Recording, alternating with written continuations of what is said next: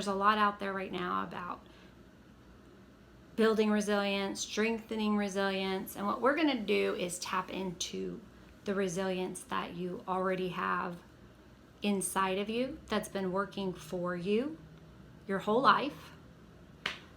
So what we're going to do is look at the qualities that you already have and activate them, strengthen them, bring them to the forefront of your awareness, and then anchor them using tapping. So tapping is going to be, it can be a butterfly tap, and it's 6 to 12 slow taps. It'll be about this pace. And you'll decide what feels best for you. You can also do it on your knees. You can even tap your feet. So a couple of reminders before we begin. 1, you've survived 100% of your worst days already. For me, that's a 45-year record. It's a personal best. So we each have our personal best of how old we are, what we've experienced, what we've been through. You've survived it. So as you start thinking about that, yeah, I have survived 100% of my worst days, 1. And 2, we can do hard things. I can do hard things. So then the question becomes, how did I do those things? And they're very present inside of each of us, and there are our own individual qualities. So as you begin to tune into that, like, I am resilient. I have experienced adversity in life, and I've been able to move through the difficulty.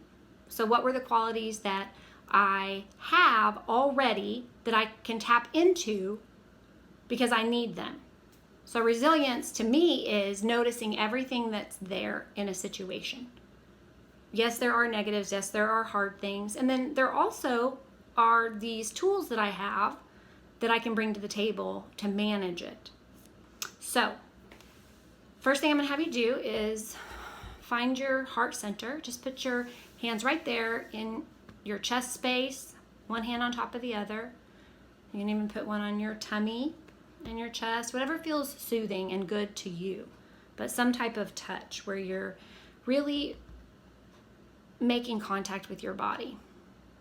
And you're going to notice just the sensation of yourself breathing, your chest moving up and down.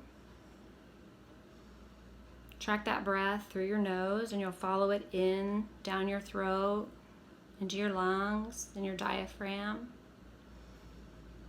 And you notice that your body is just breathing for you. It's breathing you.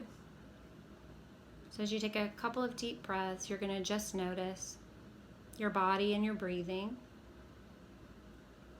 And then I'm going to ask you to call to mind a difficult or challenging experience that you've had where you were able to navigate it. You can look at yourself and go, I did a good job at that. I just want you to find that spot, that place. And if you can have a screen grab in your mind, it's like catch it and screenshot it. Now that was me, and it was really hard, and I did it. I want you to notice how you feel about yourself in that moment. Maybe you feel proud of yourself for your courage, for your strength.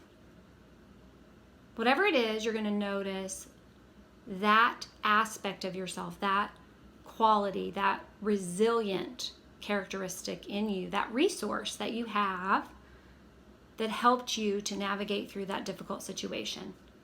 Notice how you feel about it. It's in your body. Sometimes your heart gets warm or it feels bigger. But when you've caught that feeling that, like, yeah, I am able to do hard things. I have experienced difficulty and I've handled it. I'm going to tap.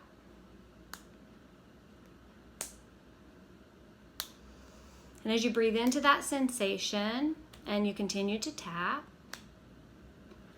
notice if you can spread it throughout your body. That feeling of maybe a bigger chest, a solidness in your stomach. Maybe your legs start to feel like steel beams. You feel your feet on the floor. And you remember, I have survived 100% of my worst days. and I can do hard things.